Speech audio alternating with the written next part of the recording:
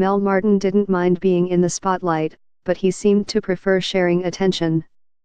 A gifted multi-instrumentalist capable of unflagging high-velocity tenor saxophonist solos and supple, beautifully articulated soprano sax work, Martin was an essential part of the Bay Area music scene for 5 decades, but he didn't lend his name to his signature bands.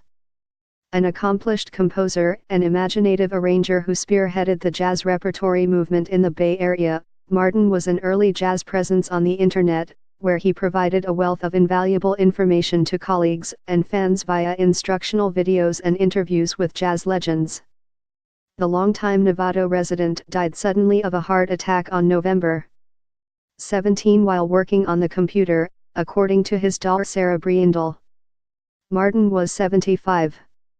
The saxophonist was already a widely respected sideman who had thrived on the Bay Area rock and blues scene when he launched the fusion band Listen in the mid-1970s.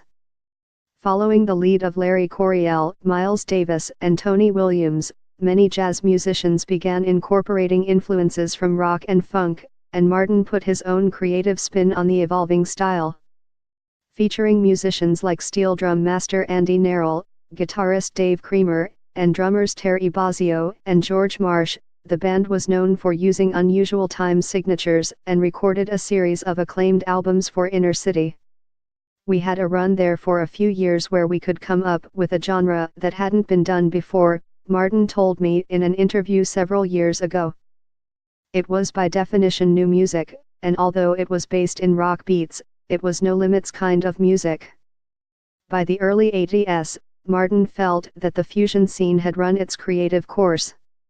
He decided to devote himself once again to acoustic, straight-ahead jazz via Bebop and Beyond, a repertory band that recorded a series of stellar albums supported by a series of grants from the National Endowment for the Arts. On 1991's Bebop and Beyond plays Thelonious Monk, Blue Moon, Martin created richly textured arrangements rendered with exquisite detail by masters like tenor saxophonist Joe Henderson and the remarkable tuba player Howard Johnson.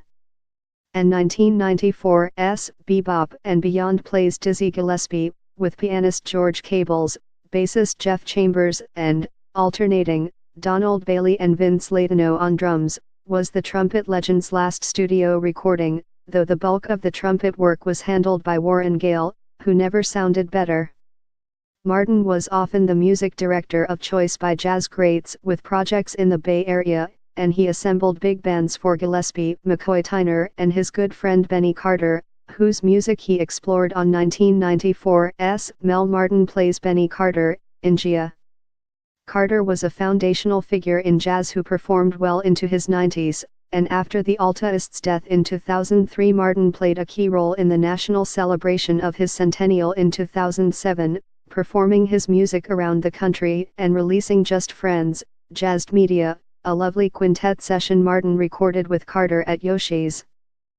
The two men shared a passion for music and a lack of interest in blowing their own horns, and when Carter would call for a standard on the bandstand, Martin would tell him, "Benny, with all due respect, we want to play your music," he recalled.